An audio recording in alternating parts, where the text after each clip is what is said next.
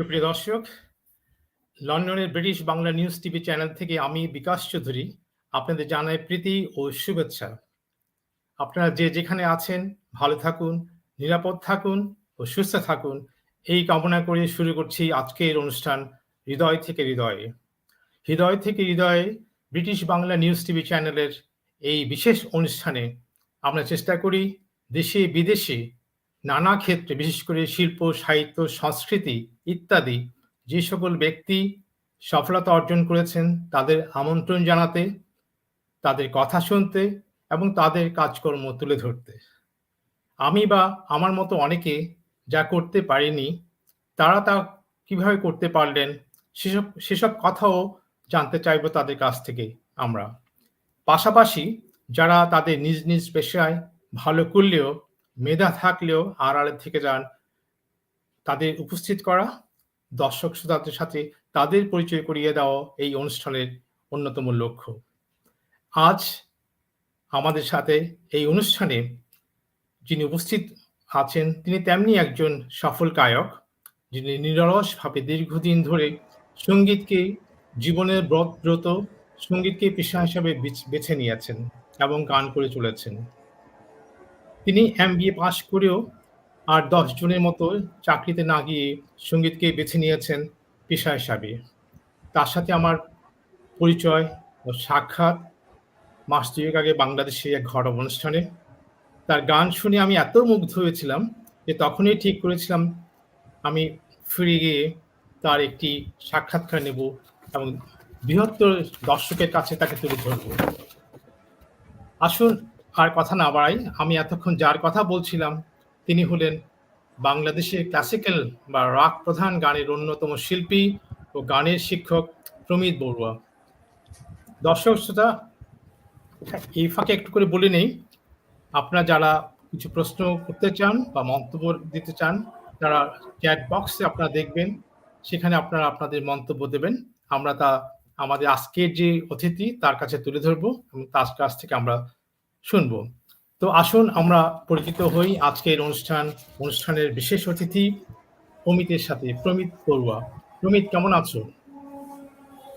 হ্যাঁ, ধন্যবাদ আপনাকে। আমি আছি, ভালো আছি। আপনি কেমন আছেন? আছি ভালো, থ্যাংক ইউ। অনেক ধন্যবাদ প্রমিত। তো তোমাকে ধন্যবাদ যে তুমি তোমার শত ব্যস্ততার মাঝেও আমাদের সময় দিয়েছো কথা বলার জন্য।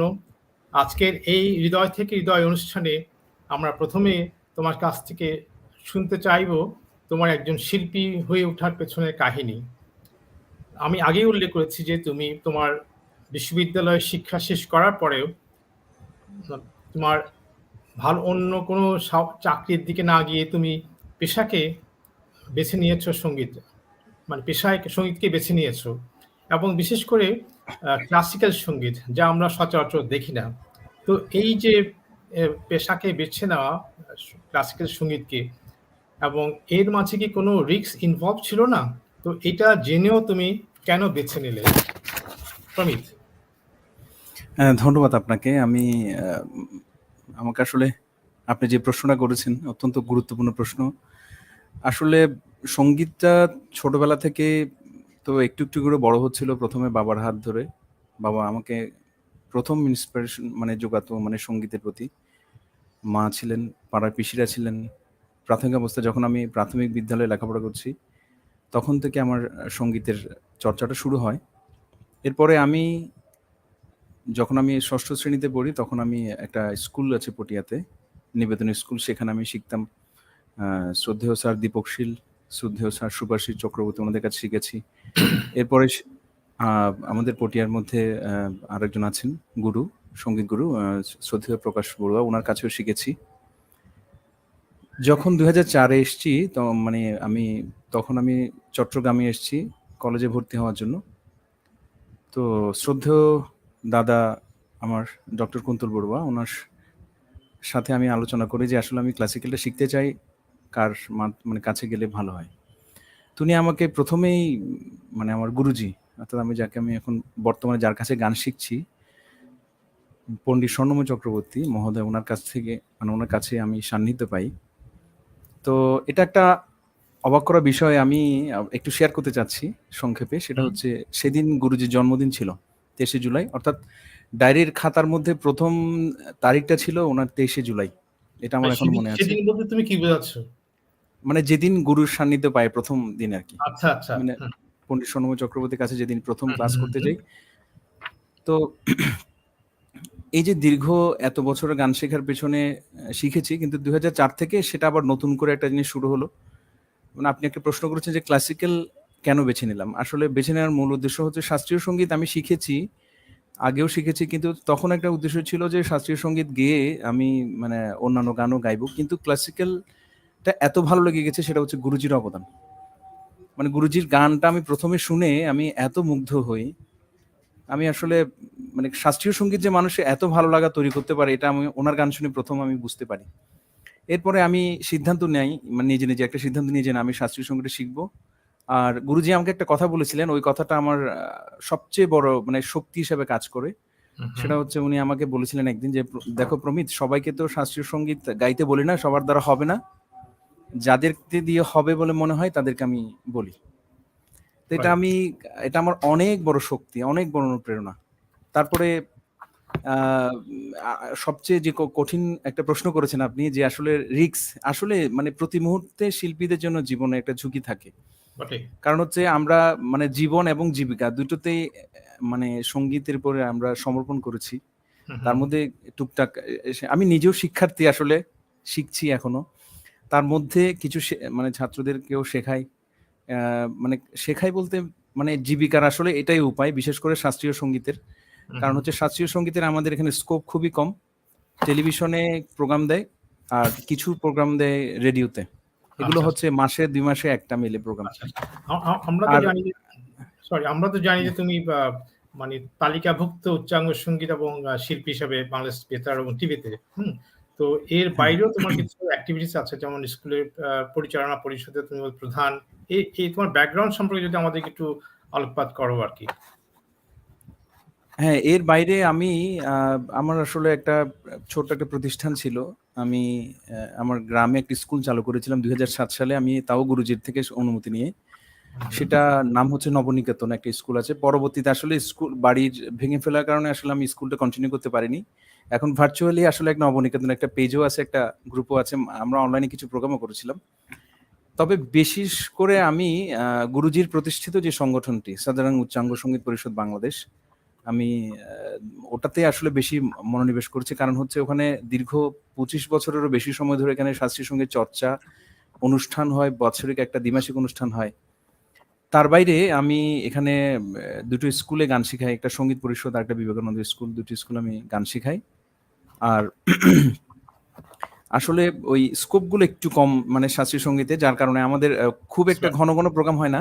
হুম, হুম। হঠাৎ বছরে ৬ মাসে একটা প্রোগ্রাম হয়। আচ্ছা, তারপর আচ্ছা। এই যে আপনার প্রোগ্রামটা আমি ব্যতিক্রম বলব, সেটা হচ্ছে আপনি শুরু থেকেই আমাকে উচ্চাঙ্গ সংগীতের একটা অনুষ্ঠান মানে মানে আমাকে সুযোগ করে দিয়েছেন আমি বলব। আমার জন্য একটা বিশাল সুযোগ। কারণ সবাই মানে অনুষ্ঠান করে। বিভিন্ন রকম গানের অনুষ্ঠান হয়। কিন্তু শাস্ত্রীয় আচ্ছা, আচ্ছা। সঙ্গীতের অনুষ্ঠান খুবই কম, খুবই কম। এক্সাক্টলি। সেটা ঠিক। তুমি ঠিকই বলেছ।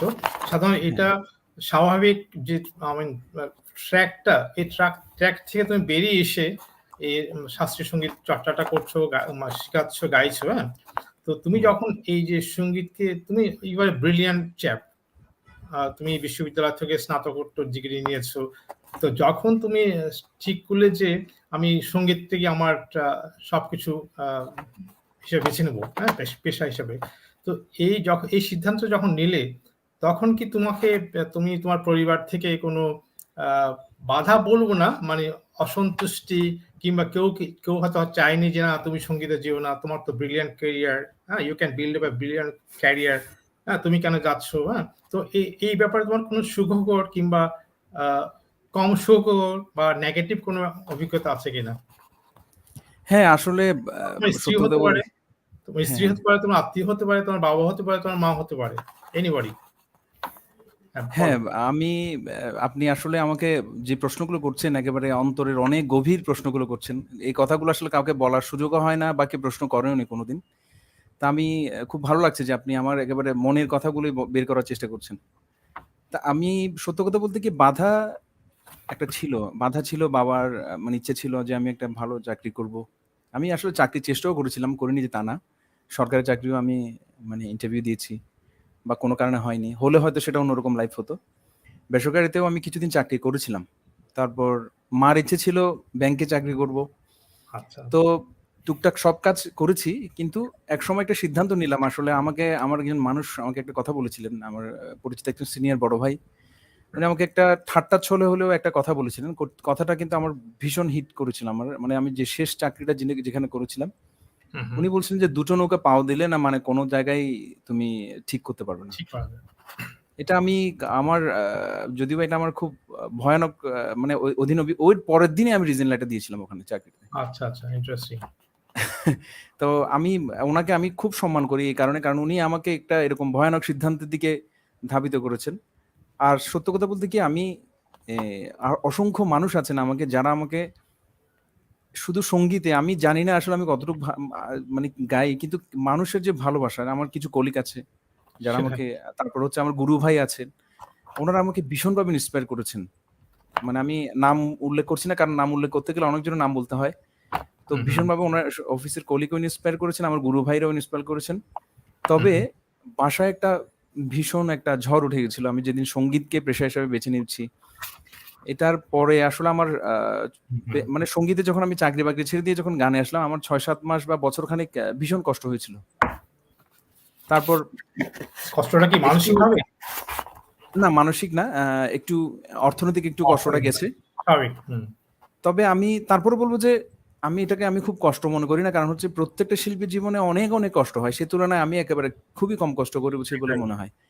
হুম, হুম। তো তার মধ্যে তবে লকডাউন মানে যখন কোভিড পরিস্থিতি যখন এসছিল, তখন একটু আমি নার্ভাস হয়ে গেছিলাম। আমার ৬-৭ মাস বছরখানেক প্রায় কিছুই ছিল না। হুম, হুম। তারপরেও কিছু, কিছু অভিভাবক আমাকে আমাকে অনেকটা হেল্প করার মতো অনলাইনে ক্লাস করাতেন, বা আমি ক্লাস করাতে পারিনি। তারপর আমাকে টাকা পাঠিয়ে দিতেন। আর কিছু আচ্ছা, শুভাকাঙ্ক্ষী আচ্ছা। আমাকে চেয়ে আমাকে জিজ্ঞেস করতেন যে, "কি সমস্যা?" উনারা আমাকে হেল্প করেছেন। এটা একটা বেশ অদ্ভুত বিষয়। মানুষের ভালোবাসা যে এরকম ওটাই, ভাবতে পারেন। ওটাই হ্যাঁ, মানুষের ভালোবাসা বা এখনো আছে। আমি ইভেন আছে।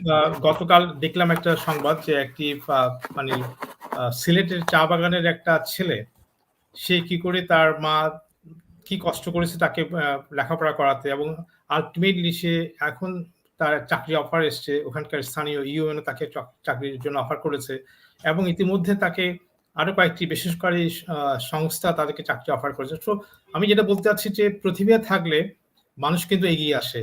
আমি ইফ ইউ হ্যাভ ট্যালেন্ট, এটার মূল্যায়ন হয় আরকি। তো এখনো বাংলাদেশে হচ্ছে। এটা that's a good news, good thing, হ্যাঁ? তো যাই হোক, আমরা তো তোমার ক্লাসিক মানে শাস্ত্রীয় সঙ্গীতে আসা বা শাস্ত্রীয় মানে সম্পর্কে শুনলাম। তো আমরা দর্শক শ্রোতাদের কাছে তোমার এই শাস্ত্রীয় সঙ্গীতটা কি? এই বিষয়টা কিন্তু অনেকের কাছে পরিষ্কার না। তো তুমি কি আমাদের ২-১ মিনিট একটু একটা আ শোনাবে কিনা? হ্যাঁ, আমি ধন্যবাদ আপনাকে। আপনি আমাকে এমন প্রশ্নগুলো করছেন, মনে হচ্ছে যেন আমি ভেতরের কথাগুলো বলতে অনেক স্বস্তি বোধ করছি। ভালো লাগছে। Thank you. শাস্ত্রীয় সংগীতটা সংক্ষেপে আমি যদি বলি, আমার গুরুজি একটা কথা বলতেন যে সেটা হচ্ছে আ ওনার কথাটা আমি সংক্ষেপে বলি। যেমন ধরেন আমাদের কিছু ভাষা আছে সমস্ত বিশ্বের মধ্যে। যেমন ধরেন আমরা হাসি, আমরা কান্না করি। এটা একেবারে যে দেশে যে ভাষাভাষার মানুষই হোক, আ এটা হাসি কান্নাটা একেবারে সবারই একই রকম। রাইট। তার মধ্যে আরেকটা ভাষা আছে যেটা আমাদের বলি সেটা হচ্ছে মিউজিক। আমরা মিউজিক বুঝি আর না বুঝি, যদি সুর থাকে, যদি সেখানের মধ্যে যদি মমতা থাকে, সেখানে যদি ভালোবাসা থাকে, সেটা যেই দেশে যে সংগীতই হোক, সেটা মানুষের ভালো লাগবে। সেটা অ্যারাবিক সং হোক, সেটা হিন্দি বা গান হোক, হুম, বা হুম। যেকোনো গান হতে পারে। তো তার মধ্যে শাস্ত্রীয় সংগীতটা হচ্ছে একেবারে অত্যন্ত নিজের গান। অর্থাৎ বলতে গেলে এটা এক ধরনের কান্না। তো আমরা যখন কান্না করি মনে করেন, একটা গুরুজি একটা কথা বলতেন, আ যে সেটা হচ্ছে ভাষা যখন শেষ হয় তখন মানুষ কান্না করে। অর্থাৎ মানুষ যদি সংক্ষেপে তার মনের ভাবটা প্রকাশ করতে পারে তখন কথা বলে যে দুঃখের কথা প্রকাশ করে। হুম, হুম। আরেকটু যখন মানে দুঃখ পায় তখন একটু গভীরটায়। কেঁদে হ্যাঁ, গভীরের দুঃখ ব্যথা বেদনা হয় তখন একটু ফুঁপিয়ে, ফুঁপিয়ে কষ্ট করে কথাগুলো বলে। কিন্তু যখন আর কোনো ভাষাই নেই আসলে বোঝানোর মতো তখন সে চিৎকার করে কান্না করে। এটা হচ্ছে একেবারে গভীরের ভাষা, ইমোশনাল বিষয়। তো ক্লাসিক্যাল মিউজিকটাও ঠিক সেরকম। এখানে আসলে কিছু স্বরের কম্বিনেশন আছে বিভিন্ন রাগ রাগিনী মধ্যে, সেটা মানে যেটা যেরকম করে বিস্তৃত করা আছে, বিন্যাস করা আছে সেভাবে হচ্ছে, কিন্তু তার মধ্য দিয়ে শিল্পী তার অনুভূতিটাকে প্রকাশ করে। এখানে আসলে বাণী খুব একটা প্রধান নয়, কারণ হচ্ছে এখানে যেমন ধরেন আমরা রবীন্দ্রনাথের গান বা নজরুলের গান যেভাবে শুনি, সেখানে বাণীটা আমাদের অনেক গুরুত্বপূর্ণ রাইট। বিষয়। কিন্তু শাস্ত্রীয় সঙ্গীতে অনেকে আমাদেরকে তিরস্কার করেন, বলে যে করে কি বলছি সেটা। কিন্তু বিষয়টা হচ্ছে কান্না, সেটা তো আসলে এইভাবেই হবে। কান্না তো কখনো ভাষা দিয়ে প্রকাশ করা যায় না। ঠিক সেরকম শাস্ত্রীয় সঙ্গীতটার তার অর্থ কি এই যে শাস্ত্রীয় সঙ্গীতে আনন্দের কোনো দিক নেই, শুধু কান্নাটাই? হ্যাঁ, না, এটা একটা ভালো বলেছেন। সেটা হচ্ছে আসলে কান্না আমরা অনেক সময় কাঁদি। সেটা হচ্ছে আমরা দুঃখেও কাঁদি। আবার অনেক তীব্র সুখের মধ্যেও কিন্তু আমাদের চোখে পানি চলে আসে। রাইট। এটা একটা মানে বিচিত্র অনুভূতি। আমি ঠিক কান্না বা মানে দুঃখ বেদনা বলব না। মানে ঠিক বোঝানোর জন্য বিষয়টা বললাম। কিন্তু বলতে গেলে এটা একটা বিচিত্র অনুভূতি। একজন শিল্পী যখন গান তখন যে তার মধ্যে দুঃখ আসে সেরকম নয়, আনন্দও আসে। কিন্তু আনন্দ এবং দুঃখের বহিঃপ্রকাশগুলো ভিন্ন রকম। যেমন ধরেন কিছু রাগ আছে, এমনি কথার কথা আমি যদি বলি, আমার অভিজ্ঞতা থেকে বলছি, হয়তো সেটা ভুলও হতে পারে। যেমন ধরেন শিবরঞ্জনীর যে রাগটা, সেটা মানে শুনলে মানুষের আসলে মনে হবে না যে এটা আসলে সুখের কিছু। একটু দুঃখ মনে হয় বা একটা, বা এটা দিয়ে দুঃখটাকে ছাড়িয়ে মানে আনন্দ বের করাটা একটা সহজ বিষয় নয়। এটা একটা বিষয়। তারপর যেমন ধরেন কিছু রাগ আছে, যেমন ধরেন কথার কথা ইমন রাগ। ইমন রাগটা খুব কমন রাগ। যেটা দিয়ে প্রেম বোঝাতে পারি, আমার আনন্দ বোঝাতে পারি। তবে এটা সত্য যে মানে রাগ দিয়ে মানুষকে হাসানোটা না, এটা আমি কখনো কঠিন। সম্ভব বলে মনে হয় না।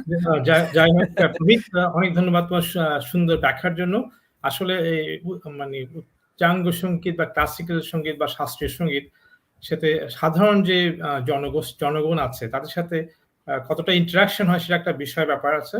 তো হুম। দর্শকদেরকে আমরা কথা না শোনাই, আমরা তোমার কাছ থেকে একটা শুনতে চাই যে কিভাবে how you interact with the audience. Okay, ঠিক আছে, আমরা তোমার একটা গান শুনি তাহলে। হ্যাঁ, আমি ১ম এ একটা আমার প্রিয় রাগ, প্রিয় বলতে সব রাগই প্রিয় রাগ, মানে যেটা বুঝি সেগুলোই ভালো লাগে। তবে মানে যেটা জীবনে ১ম আমাকে বেশি ভালো লেগেছিল সেই শাস্ত্রীয় সঙ্গীত ইমন রাগটা। আচ্ছা, যেকোনো আচ্ছা, শাস্ত্রীয় সঙ্গীত শিল্পীর জন্য এটা খুব ভালোবাসার জিনিস। তো আমিও ছোট করে একটি ইমন গাইবার চেষ্টা করছি। ফাইন। Thank you.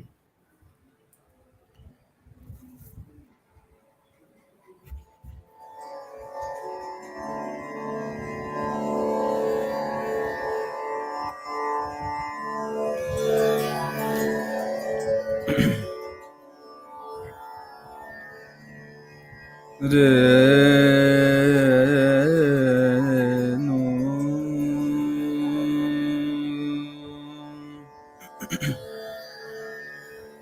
রে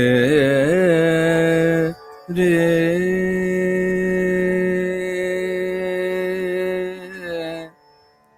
না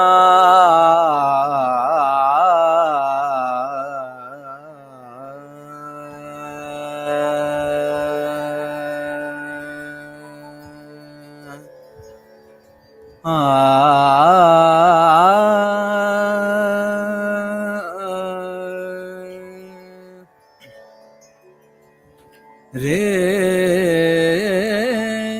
রে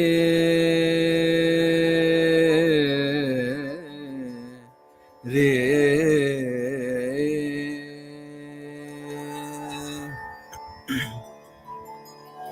না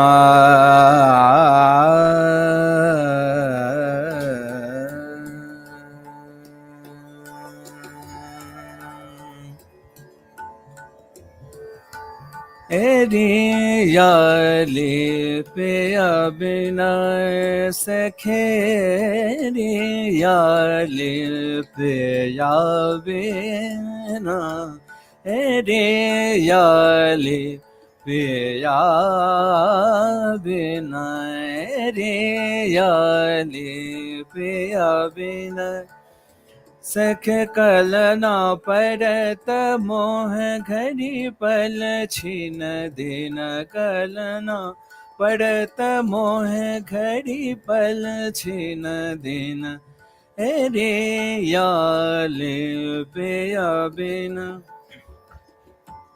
पिया बिना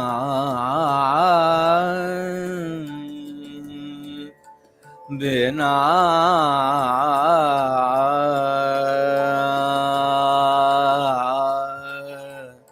रे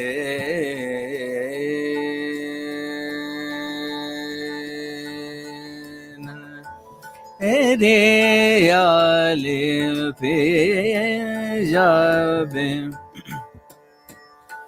पिया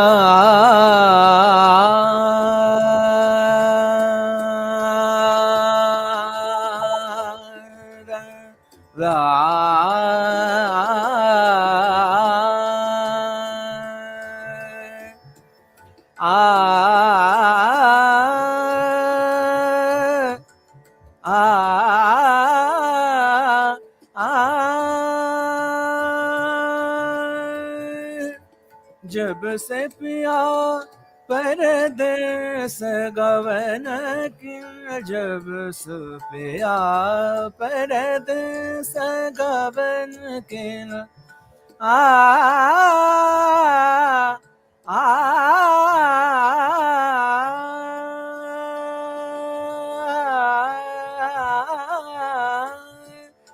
जब से पिया परदेस गवन गिन दतिया कटत मोह तारे गिन गिन रे याले पिया बिना सखे रे याले पिया बिना सखे रे याले निरे गम बम गरे गरे निध निरे सा रे याले पम गरे गरे निध निरे गरे निरे सा रे पम ध प नि ध प ध प गरे गम पम गरे गरे निध निरे ग गरे निध निरे गरे निध निरे गरे निध निरे ग रे आ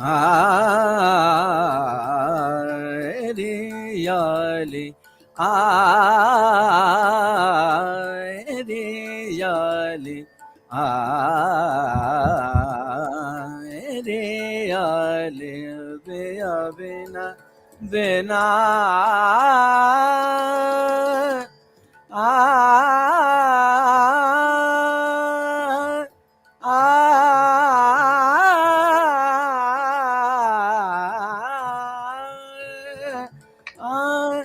जब से पिया परदे सनि ध ब म गरे ग म ध म ध नि सनि ध ब म ध ग म ध म ध नि स नि स ग म ध नि स ग स देस गवन गिन रतिया कटत मोह तारे गिन गिन रे याले पम गम पम गम ध प गम नि ध प म गरे गरे नि ध नि रे गरे नि ध नि ध म ध नि रे गरे गम गम ध म ध नि स नि ध प म ध नि ध म ध नि रे ग नि स नि ध प म ध प म गरे ग गरे गम प म गरे नि ध नि रे ग रे नि ध नि रे गरे नि रे सा ध ए रे आ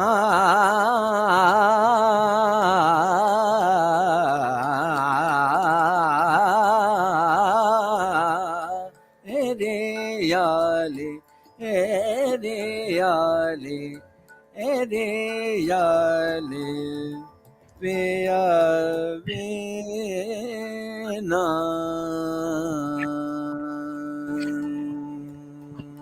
চমৎকার চমৎকার প্রমিত, মুগ্ধ হলাম। আমি আশা করি যে আমাদের দর্শকরাও তোমার এই গান শুনে তোমার এই মুগ্ধ হবে। ইতিমধ্যে আমরা দেখছি পর্দায় সুমনা বড়ুয়া লিখেছেন হল্যান্ড থেকে যে মনে হচ্ছে দেশে বসে গান শুনছি, অসাধারণ। তারপরে দেখছি আরেকটা মেসেজ দেখছি বিউটি বড়ুয়া পাঠিয়েছে, যে লিখেছে বিউটি বড়ুয়া আশীর্বাদ ও শুভকামনা, সঙ্গীতে তোর পথ চলা সফল হোক। এরপরেও একজন আর লিখেছে দেখছি আমার মনে হয় সেটা শিবলু বড়ুয়া, অনেক অনেক শুভকামনা প্রমিত। তো দর্শক, আমরা এখন একটুখানিকের জন্য ফিরে যাব স্টুডিওতে লন্ডনে বিজ্ঞাপনের জন্য। দর্শক, আমরা আবার ফিরে এলাম স্টুডিওতে। আপনাদের সবাইকে জানাই আবারও শুভেচ্ছা। তো প্রমিত, অনেক ধন্যবাদ আবারও চমৎকার আহ, সঙ্গীতের জন্য। এবার একটা বিষয় আমরা জানতে চাচ্ছি, আমি আগেই বলেছি আমি সঙ্গীতে বিশেষজ্ঞ নই, ক্লাসিক্যাল সঙ্গীতের প্রশ্ন আসছে না। তো এবার আসছি, আমি জানতে চাচ্ছি বিশেষ করে দর্শক শ্রোতাদের জন্য, সেটা হচ্ছে যে ক্লাসিক্যাল বা রাগ প্রধান গানে যেটা মানে আমি বিশেষ করে রাগের যে ব্যবহারটা, সেটি কিন্তু নতুন কিছু নয়। তো তুমি তো নিশ্চয়ই আমার চাইতে অনেক অনেক ভালো জানো, সেই প্রাচীন কাল থেকেই চলে আসছে তোমার খ্রিস্টীয় দশম এবং একাদশ শতাব্দী থেকে। তো সেটা চর্যাগীতির বিভিন্ন পদে আমরা দেখেছি। তো এরপরে আমরা দেখি যে মানে তখন দেখি পদাবলী কীর্তন বলো, মঙ্গল গীতি বলো, শ্যামা সঙ্গীত বলো, ইভেন টম্পা, ব্রহ্মসঙ্গীত, রবীন্দ্রসঙ্গীতেও প্রভৃতি যে সঙ্গীত ধারায় বিভিন্ন ধরনের রাগ রাগিনীর প্রভাব রয়েছে। হ্যাঁ, তো এই ব্যাপারে তুমি যদি একটু আলোকপাত করো, এই যে আমি যেটু উল্লেখ করলাম যে তোমার সেই মঙ্গল গীতি বলো কিংবা পদাবলী কীর্তন, এর সাথে রবীন্দ্রনাথের যে সংযোজন, এর মধ্যে কতটুকু পার্থক্য আছে? তো দর্শক, এই প্রশ্ন আমি তোমার কাছে যাওয়ার আগে বলে নিই একটু করে। আমি একটা মন্তব্য দেখতে পাচ্ছি পর্দায়, সে লিখেছে চিন্ময়ী চিনু, অনেক অনেক শুভকামনা। তো প্রমিত, আমি তোমার কাছে ফিরে যাচ্ছি। রাত্রি বড়ুয়া লিখেছে অনেক অনেক ধন্যবাদ। তো প্রমিত। আচ্ছা, রাগ প্রধান গান মানে আমরা যদি আগে সেটা একটু করে বলি, সেটা হচ্ছে প্রধান আসলে হয় যখন কয়েকটা রাগ মিশ্রণ থাকে। যেমন ধরেন মিশ্র কাফি হলে সেখানে কাফিটা থাকবে, মিশ্র থাকবে, অন্য রাগও সংমিশ্রণ থাকবে। বা আমরা যদি বলি ভৈরবী, তাহলে মিশ্র ভৈরবী, ওখানে অন্যান্য রাগের সংস্পর্শ থাকবে, কিন্তু তার সাথে প্রধান রাগ যেটা সেটা হচ্ছে আমরা ভৈরবীতে আবার ফিরে আসব। আর রাগ প্রধান গানের বৈশিষ্ট্যটা হচ্ছে রাগ প্রধান গানে বন্দিশটা রচনা করা হয়, মানে যে গানের যে বাণীটা সেটা নির্দিষ্ট রাগের উপর রচনা থাকে, মানে ফ্রেমটা থাকে একটা নির্দিষ্ট রাগের উপরে। যেমন ধরুন ভৈরবী হতে পারে, কাফি হতে পারে, খামাজ হতে পারে বা পটদ্বীপ। কিন্তু শিল্পী তার নিজস্ব কৌশল এবং অভিজ্ঞতা থেকে মানে স্বর প্রয়োগ, বাণী প্রয়োগ, বাণী বিস্তারের ব্যবহার সবকিছু মিলিয়ে এটাকে একটা অন্যরকম রূপ দাঁড় করান।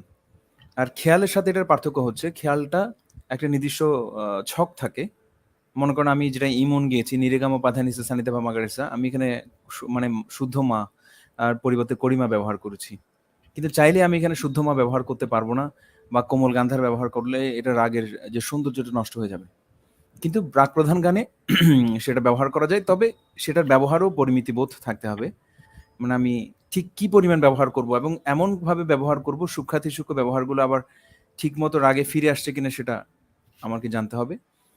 আর আপনি একটা প্রশ্ন করেছেন যে রবীন্দ্রনাথের গানে আমরা যে মানে রাগের আশ্রয় যেটা বলি, রবীন্দ্রনাথের আসলে আমি মানে যে কয়টা গানে পর্যন্ত আমি করেছি বা দেখেছি অভিজ্ঞতা থেকে বলছি, আসলে প্রতিটি গানেই কোনো না কোনো রাগের সংস্পর্শ। এমন এমন রাগ, এই রাগগুলো কখনো শুনিও নাই, মানে উনি কিন্তু রাগের ব্যবহার করেছেন। তো কিছু কিছু রাগে একেবারে পিওর সে রাগের ব্যবহার আছে, আবার কিছু কিছু জায়গায় একটু মিশ্রণও ঘটেছে। কিন্তু এটাই একটা অদ্ভুত বিষয় যে রবীন্দ্রনাথের গানগুলো আপনি মানে যদি আমি রাগ হিসেবে বিশ্লেষণ করি, মানে দেখা যায় যে রাগের কোনো কোনো জায়গায় মানে অন্য কোনো স্বরের ব্যবহারও আছে, কিন্তু সেটা খুব একটা মানে অসুন্দর লাগছে না, বরং ভালো লাগছে। এটা আচ্ছা। হচ্ছে আসলে ওনার সেই অসীম জ্ঞানের একটা ক্ষমতা আর কি। আমরা এই ধরনের একটি রবীন্দ্রসঙ্গীত শুনবো তোমার একটু পরে। তো তার আচ্ছা, তার আগে আমি একটা বিষয় জানতে চাচ্ছি যে আমরা যখন হ্যাঁ। কোনো ক্লাসিক্যাল গান শুনি বা রাগ প্রধান গান শুনি, তখন তাতে দেখি আমরা হিন্দির প্রাধান্য। তো হিন্দুস্তানি রাগ সঙ্গীত এবং বাংলা যে রাগ প্রধান সঙ্গীত, এই দুই কি কোনো তফাৎ আছে এরকম? হ্যাঁ, এটা একটা বিশাল তফাৎ আছে বলবো। এটা আসলে আমার না, এটা আসলে একেবারে শাস্ত্রীয় সঙ্গীত যারা শিখছে প্রত্যেকের মনের মধ্যে এই ধরনের একটা প্রভাব বিস্তার করে।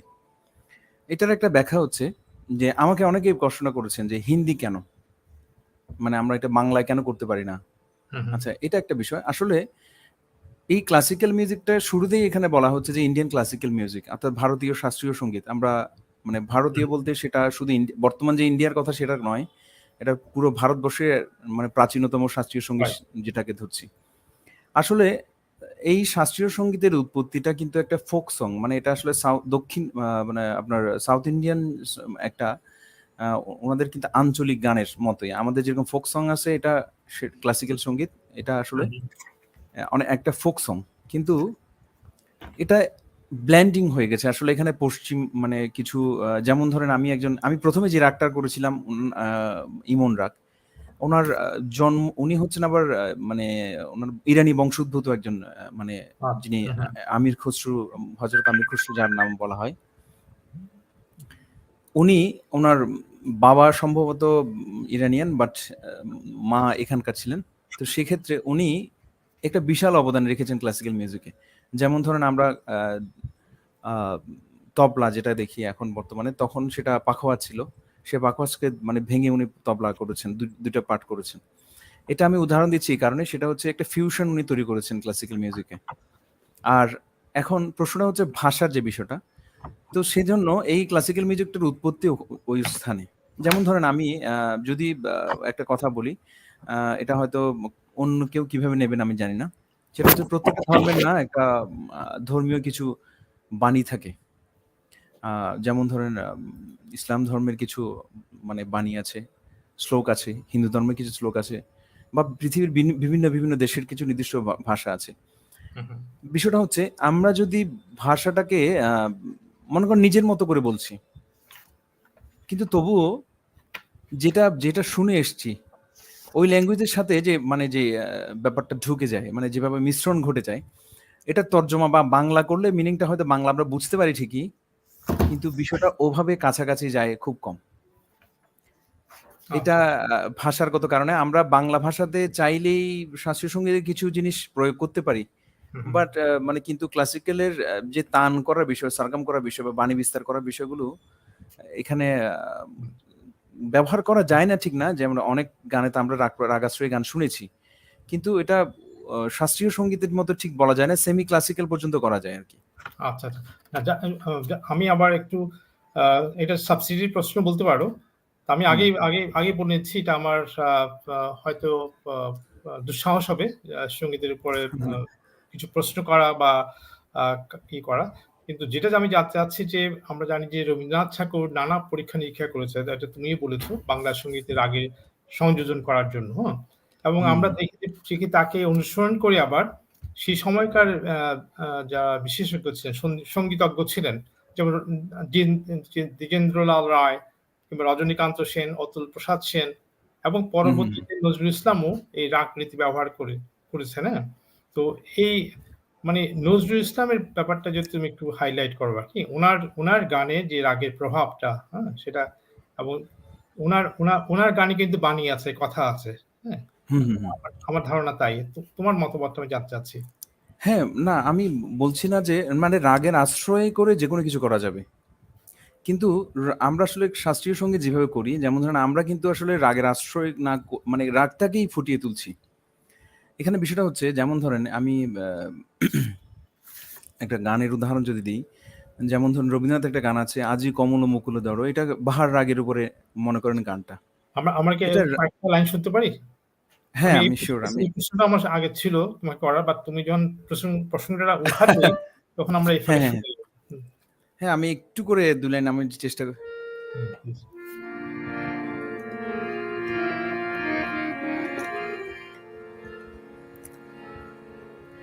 আমি জাস্ট দুটো লাইন আপনাকে শোনাচ্ছি, জিনিসটা একটু বোঝেন। আজি কমল মুকুল দল খুলিল, আজি কমল মুকুল দল খুলিল, দুলিল রে দুলিল, মানস সরসের রস পুলকে, পলকে পলকে ঢেউ তুলিল, আজি কমল মুকুল দল খুলিল। এটা ঠিক অ্যাপ্রোপ্রিয়েট বন্দিশটা আমার ঠিক মনে পড়ছে না, কিন্তু এটা একটা বন্দিশ আছে। আমি তারপরে রাগের চলনটা একটু যদি আপনাকে দেখাই, আ আ আ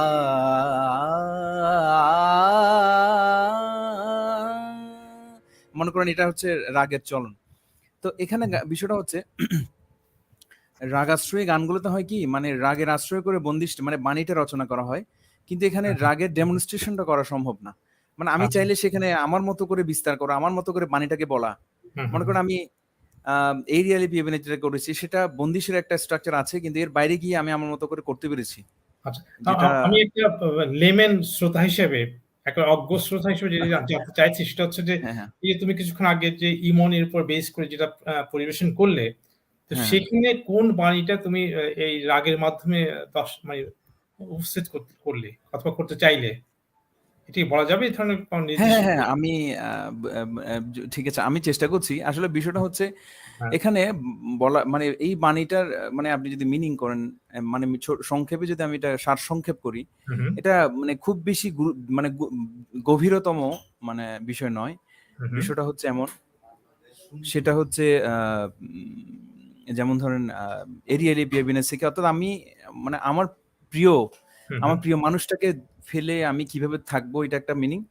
আরেকটা হচ্ছে মানে অর্থাৎ আমার প্রিয় যখন আমার দেশের অনেক দূর দেশ চলে যায়, তখন আমি তার পথ চেয়ে গুনতে গুনতে আমার দিন চলে যায়। হুম, হুম, হুম। এটা হচ্ছে মানে আচ্ছা, আচ্ছা। বিষয়। আর হ্যাঁ, বলো প্লিজ। হ্যাঁ, এইভাবে আমরা আসলে এটাকে মানে মানে পিয়া বিনা শেখি ঘাড়ি বলেছেন দিন এই কথাগুলো বলছি। এখানে আমার মানে মনে করেন আমার অনুভূতিটাকে সেখানে ব্যক্ত করার চেষ্টা করছি। তবে এখানে একটা বিষয় আমি আপনাকে উল্লেখ করতে চাই। সেটা হচ্ছে আমরা যখন বন্দিশটা গাই তখন আসলে আমরা যে শুধু সেই মিনিং এর মধ্যে থাকি সেরকম নয়।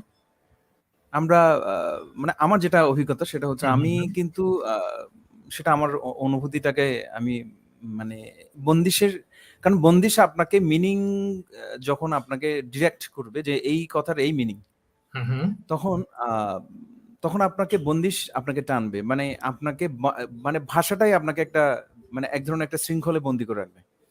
আহ, কিন্তু শাস্ত্রীয় সংগীতের বিষয়টা হচ্ছে, এই শাস্ত্রীয় সংগীতটা ধরেন সেখানে আপনি শৃঙ্খলিত করবে না। আপনি হুম, হুম, রূপক অর্থে হয়তো সেই বন্দিশের মিনিংটা আমি বললাম। কিন্তু বাস্তবে কিন্তু আমি সেই মিনিংটা আমি করিনি।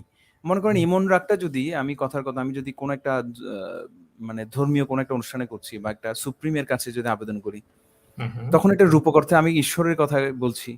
এই ধরনের করে কিন্তু আমি ফিল করছি ব্যাপারটা। আবার ইমনটা যদি আমি যদি বলি যে একটা প্রেমিকাকে বলছে, সেটা তাহলে তার মতো করে বলছে। না, আমি বলতে চাচ্ছি বন্দিশের মিনিংটা আপনাকে একটা জায়গায় আবদ্ধ করে রাখছে না। বুঝতে মানে পারছি। এটার উপর দিয়ে বন্দিশটা হচ্ছে একটা ঘরের মতো। মানে হ্যাঁ, আমরা ঘর কিন্তু থেকে যেরকম বের হয়ে আবার ফিরে আসি। হ্যাঁ, কিন্তু সেটা কি হ্যাঁ, নির্ভর করছে না যে পরিবেশ, পরিস্থিতি, আবহাওয়া, প্রাকৃতিক পরিবেশ সবকিছুর উপর নির্ভর করে নাকি না? যে হ্যাঁ, তুমি অবশ্যই, কিভাবে অবশ্যই। বুঝছো, তাই না? হ্যাঁ, হ্যাঁ। তাই না?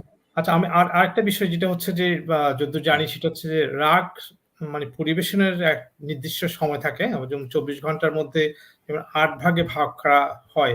আমি হ্যাঁ, জানি হ্যাঁ। না, ইফ আই এম রং হ্যাঁ, প্লিজ হ্যাঁ। কারেক্ট মি, হ্যাঁ? না, না, না, না, ঠিক তো আছে।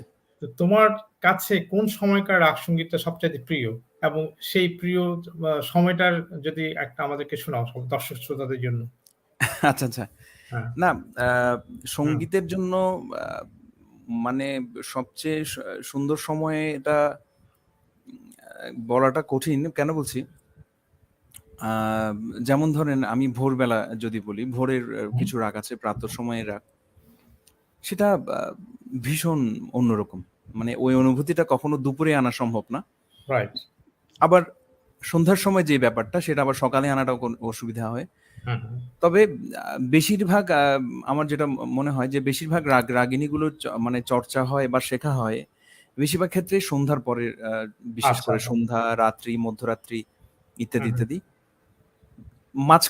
মাঝখানেও কিছু রাগ আছে। যেমন ধরুন দুপুরে বৃন্দাবনী সারং, তারপর হচ্ছে আপনার পূরবী আছে, তারপর এদিকে আপনার আ কিছু রাগ আছে। আবার আপনি একটা কথা বলেছেন ঋতু। হ্যাঁ, ঋতুকে ঘিরেও কিছু রাগ আছে। রাইট। তবে আমি চাইলে একটু ভোরবেলায় আপনি যদি একটা হ্যাঁ, তোমার ডিরেকশন তোমার দিয়েছেন প্রিয় আমি। যেটা ভোরবেলা, এবং আমরা দেখেছি ছোটবেলায় দেখেছি আমার বাসায়ও আমার দিদিরা গান শিখতেন। আমার হুম, হুম। দিদিরা বলতে দিদি এবং আমার ছোট বোন মাস্টার রেখে বাবা শিখিয়েছেন। এবং সেই আচ্ছা, আচ্ছা। ভোরবেলায় আমাদের ঘুমের ১২টা বাজিয়ে তারা চর্চা করতো আরকি, হ্যাঁ? আচ্ছা, আচ্ছা, আচ্ছা। সবচেয়ে ইন্টারেস্টিং ব্যাপার হচ্ছে কিন্তু আমরা কখনো বিরক্ত বোধ করিনি, হ্যাঁ? তো আমার হ্যাঁ, হ্যাঁ। বাবাও ছিলেন খুব সঙ্গীত অনুরাগী। তো তো আমি তখন খুব অবাক হতাম যে হারমোনিয়ামটা কিভাবে বাজায়, আমি হারমোনিয়াম কিভাবে সুরটা উঠায়, ওইটা দেখেই আমি ওই সাহস পেতাম না, এবং আমার আর ওই সাহস অতিক্রম করার মতো সাহস আমার ছিল না। যাই হোক, আমি তোমার তোমার প্রিয় যে সময়, সেই সময় বেসড অন দ্যাট সময় এটা রাগের কিছু শুনতে চাইছি। হ্যাঁ, আমি আমার একটা প্রিয় রাগও বলতে পারেন। আমার সকালের রাগ, যদিবা মানে এটা অনেকে বলতে পারে হয়তো এই সময় এই রাগটা কেন করছে, তবুও আমি প্রিয় রাগ হিসাবে আমি করছি। এটা আসলে ভৈরব, মানে সকালবেলা রাগ, তবুও একটু করে শোনাচ্ছি।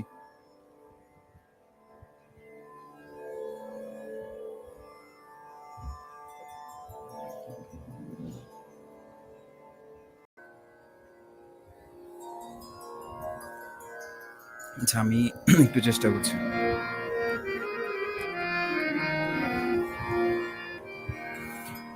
অরুণ কান্তিকে গো যোগে ভিখারে, অরুণ কান্তিকে গো যোগে ভিখারে, নীরব হেসে দাঁড়াইলে সে, নীরব হেসে দাঁড়াইলে সে, প্রখর তেজ তব নিহারিতে নারে, অরুণ কান্তিকে গো যোগী ভিখারে,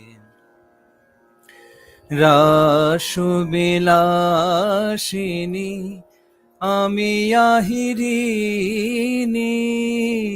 শ্যামল কিশোর রূপ শুধু চিনি, অম্বরে হেরিয়া যে কি জ্যোতিপুঞ্জ, অম্বরে হেরিয়া যে কি জ্যোতিপুঞ্জ, হে গিরিজাপতি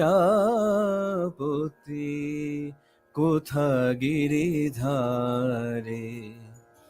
অরুণ কান্তিকে গো যোগী ভিখারে, সম্বর সম্বর মহিমা তব, হে ব্রজেশ ভৈরব আমি ব্রজবালা, হে শিব সুন্দর বাছাল পরিহর, ধর নট পরবেশ পর নিপমালা, নভ মেঘ চন্দন ঢাকি অঙ্গ জ্যোতি, প্রিয় হয়ে দেখা দাও ত্রিভুবনপতি,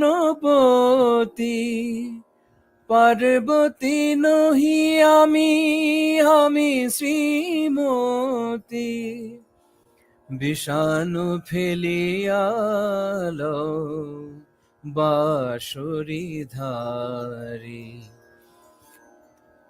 অরুণ কান্তিকে গো যোগী ভিখারি, অরুণ কান্তিকে গো, অরুণ কান্তিকে গো, অরুণ কান্তিকে গো যোগী ভিখারি। ধন্যবাদ। চমৎকার চমৎকার প্রমিত, মানে কোনো কিছু বলার। হ্যাঁ, এটা হচ্ছে হ্যাঁ, বলো বলো।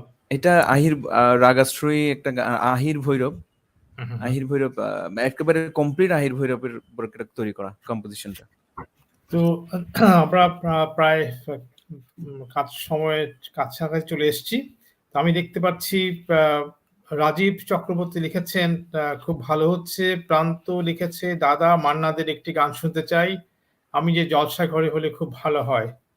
তো প্রান্ত মায়া দেবী লিখেছে ওনার নাম্বার দিয়েছে, বাট ক্লিয়ার না। তো আমরা প্রান্ত বড়ুয়ার, আমার খুব সম্ভব যদি জানি সে দেশের বাইরে আছে, বাইরে থেকে লিখছে, তাই না? তো তার অনুরোধ কি তুমি রক্ষা করবে কিনা? আমার মনে হয় দর্শক শ্রোতা শুনতে চাইবে মান্নাদের গান। প্রমিত। হ্যাঁ, আসলে এই মুহূর্তে আমি ওভাবে আচ্ছা, গানটা ঠিক আছে। প্রস্তুত নই, আমি তার জন্য ক্ষমা চেয়ে নিচ্ছি। আচ্ছা, না ঠিক আছে। আমি ইয়ে করছি না, যে আমি দর্শকদের অনুরোধের কথা বলছিলাম। এনিওয়ে, আমরা প্রায় যে কথা বলছিলাম যে আমরা প্রায় শেষ পর্যায়ে চলে এসেছি। তো তোমার আগামী দিনে কি পরিকল্পনা আছে সে যদি সংক্ষেপে একটু বলো তুমি তাহলে। আহ, আগামী দিনে আসলে আমার কি চিন্তা ভাবনা করছো, কিভাবে আরো এগিয়ে যাওয়া যায়? তোমার স্কুল বলো, তোমার মানে এই যে সঙ্গীতটাকে উচ্চাঙ্গ, শাস্ত্রীয় সঙ্গীতকে সাধারণের মাঝে কিভাবে পৌঁছে দেওয়া যায় এই ব্যাপারে। প্রথমত হচ্ছে আমি শাস্ত্রীয় সঙ্গীত শিল্পী হিসাবে আসলে আমার ব্যক্তিগত একটা স্বপ্ন আছে। সেটা হচ্ছে সব শিল্পীরই সেটা থাকে, সেটা হচ্ছে একটা ভালো রেকর্ড হওয়া। মানে আসলে শাস্ত্রীয় সঙ্গীতের রাগ রাগিনীর উপর একটা রেকর্ড থাকা যে কোনো শিল্পীর মানে একটা প্রথম স্বপ্ন বা থাকাটা উচিত বলে আমি মনে করি। আমি সেটা আমার একটা স্বপ্ন বলবো। আর চাইলেই রেকর্ড করা যায়, কিন্তু আসলে ওই মানসম্মত গান না হলে তো আসলে রেকর্ড করে লাভ নেই। আমি আসলে ওই প্রিপারেশনটা নিচ্ছি যে রেকর্ড হলে গানটা যাতে এটা মানসম্মত হয় সেভাবে, এটা একটা ব্যাপার। আরেকটা বিষয় হচ্ছে যে শাস্ত্রীয় সঙ্গীতের মানে কাজ, মানে আমি আমার গুরুজির কাছ থেকে একটা শিক্ষা পেয়েছি, যে সেটা হচ্ছে অনেকের মধ্যে ক্লাসিক্যাল মিউজিকের প্রতি একটা ভীতি কাজ করে। যে মানে ক্লাসিক্যাল মিউজিক ভীতি বলতে এরকম, কঠিন। মানে অনেকটা, হ্যাঁ কঠিন, এক অর্থে কঠিনও বলে, আবার অনেকে এটাকে কেন যেন অ্যাভয়েডও করতে চায়। আবার শাস্ত্রীয় সঙ্গীত শিখলে মানে অনেক দিকে নানাবিধ উপকার আছে, এটা কিন্তু অস্বীকার করার কোনো সুযোগ নেই। যে কোনো গান গাইতে ক্লাসিক্যাল মিউজিকটা ভালো করে শিখলে প্রপারলি গাইতে পারে। আর সেক্ষেত্রে আমার মনে হয় যে শিক্ষার্থীদের মধ্যে যদি শাস্ত্রীয় সঙ্গীত সহজভাবে, অর্থাৎ আনন্দ নিয়ে, অর্থাৎ ভালোবেসে যদি এই শাস্ত্রীয় সঙ্গীতটা যদি অন্তত সবার মধ্যে যদি পৌঁছানো যায়, তাহলে সঙ্গীতের ধারাটা অনেক সুন্দর হবে। এখনো শাস্ত্রীয় সঙ্গীতটা মানে থাকে সিলেবাসে, বিভিন্ন স্কুলে আমি দেখেছি খুব মানে অল্প সময়, মানে ইয়ার জন্য থাকে, অনেকে করে কোনো রকমে করে শেষ করে দেয়। কিন্তু একটু ভালোভাবে ক্লাসিক্যাল মিউজিকটা মানে এই যে মমতা দিয়ে করা, ভালোবেসে করার বিষয়টা খুব কম মানুষের মধ্যে আমি মানে পাই। তো সেটা যদি করা যায়, একটু মাচ পিপলের কাছে যদি ক্লাসিক্যাল টিম পৌঁছানো যেত, যে কেন ক্লাসিক্যাল মিউজিকটা ঘর, মানে এটা শুধু জলসা ঘরের গান সেরকম নয়, এটা সাধারণ মানুষের গানও হতে পারে। মানে যে কোনো সময় মানুষ চাইলে আহ একটু দুপুরে বসলো, আজকে বৃষ্টি হচ্ছে, একটু মেঘরাগটা শুনি, সন্ধ্যার সময় একটু ইনস্ট্রুমেন্ট শুনি, একটা সন্তুর শুনতে পারি, একটা সেতার শুনতে পারি, একটু বাঁশি শুনতে পারি। এই মানে মানে যখন মানুষ এই প্র্যাকটিসটা যদি মানুষের মধ্যে আসে, সেটা একটা অনেক বড় বিষয় হবে বলে আমি মনে করি। এক্স্যাক্টলি। তো যে কথা বলছিলাম প্রমিত, আমরা প্রায় শেষ পর্যায়ে চলে এসেছি। তো শেষ পর্যায়ে তুমি দর্শকদের উদ্দেশ্যে কিছু বলবে কিনা এই তোমার পক্ষ থেকে, প্রমিত? দর্শকদের উদ্দেশ্যে আসলে মানে দর্শকরা তো আমাদেরকে বাঁচিয়ে রাখেন। সত্য কথা বলতে কি, আমরা দর্শকদের মধ্যেই বেঁচে থাকি। মানে দর্শক শ্রোতা যদি না থাকে তাহলে কোনো কিছুরই কোনো মূল্যায়ন নেই। আমি মনে করেন আমি সারাদিন রেওয়াজ করলাম, সারাদিন গাইলাম, কিন্তু আমি আমার কোনো দর্শককে মন ফুরাতে পারলাম না, দর্শকের পৌঁছাতে পারলাম না, তাহলে কিন্তু আর এটার কোনো মূল্যই থাকলো না। তো আমার মনে হয় সেক্ষেত্রে আমাদের যেমন শিল্পীদেরও একটা দায়িত্ব রয়েছে, যে সেটা হচ্ছে সেই মানের গান তৈরি করা। যেমন ধরেন আমার গুরুজির গান শুনে আমি ক্লাসিক্যালি এসেছি, মানে কেমন গান গাইলে একজন মানুষ শাস্ত্রীয় সঙ্গীতের প্রতি হঠাৎ করে ভালো লাগা তৈরি হয়ে যায়। তা এরকম গান গাওয়া যেমন শিল্পীর দায়িত্ব, ঠিক সেরকম কিছু ক্ষেত্রে দর্শকদেরও কিছু দায়িত্ব রয়ে গেছে, যে মানে এইসব শিল্পীরা যারা আসলেই পরিশ্রম করে, যারা আসলে গানটাকে ভালোবেসে গায়, ওদেরকে মূল্যায়ন করা এবং ভালো মন্দ দিক বিচার করার একটু ন্যূনতম জ্ঞান রাখা। আমি যার তার গান শোনা, বা যাকে তাকে, এখন আমি একটা জিনিস দেখে খুব কষ্ট লাগে, যে মাঝে মধ্যে ফেসবুকে কিছু গান শুনি, এগুলো তেমন কোনো মানসম্মত গান নয়, আমি কিন্তু একটু দেখা ইন্টারাপ্ট যাচ্ছে করছি, অনেক। হ্যাঁ, একটু ইন্টারাপ্ট করতে চাচ্ছি, যে একটি মন্তব্য দেখলাম রাত্রি বড়ুয়া ইমন থেকে। সঞ্চালককে অর্থাৎ আমাকে অনেক ধন্যবাদ আমাদের মন্তব্যগুলো তুলে ধরার জন্য। একটি শ্যামার সঙ্গীত শুনতে চাই, দীর্ঘদিন পর গান শুনছি। এই অনুষ্ঠানে প্রযোজককে অনেক অনেক ধন্যবাদ এবং কৃতজ্ঞতা সুন্দর একটি অনুষ্ঠান আয়োজন করার জন্য। আমাদের প্রযোজক হচ্ছেন British Bangla, London based British Bangla news TV চ্যানেলের সিইও এটিএম মুনির। তো ওনাকে অনেক ধন্যবাদ। এখন রাত্রিপুর ইমন চাইছেন, আমরাও চাইছি যে তুমি যদি আমাদেরকে শেষ তোমার শ্যামা সঙ্গীত গানটা শোনাও। প্রমিত।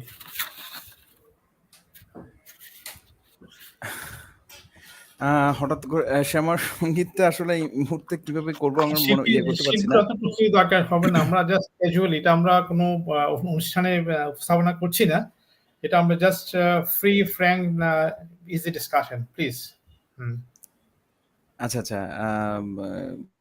কয়েকটা লাইন শ্যামার সঙ্গীতটা। আচ্ছা, আমি আমার এই মুহূর্তে আসলে আমার গুরুজির একটা গান আমি গাইতে চাই।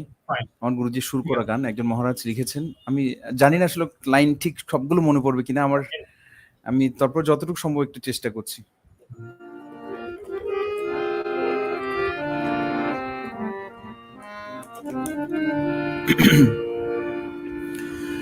মামা নাম লিখে দিও অঙ্গে, মামা নাম লিখে দিও অঙ্গে, মরণে যাবে মোর সঙ্গে, চিতার আগুনে যখন জ্বলিবে শিখা, এই আত্মা নাচিবে তখন মহারঙ্গে, মামা নাম লিখে দিও অঙ্গে। আমি শুধু স্থায়ীটা একটু শোনালাম। না ঠিক আছে, আমি কয়েকটা মন্তব্য দেখতে পাচ্ছি।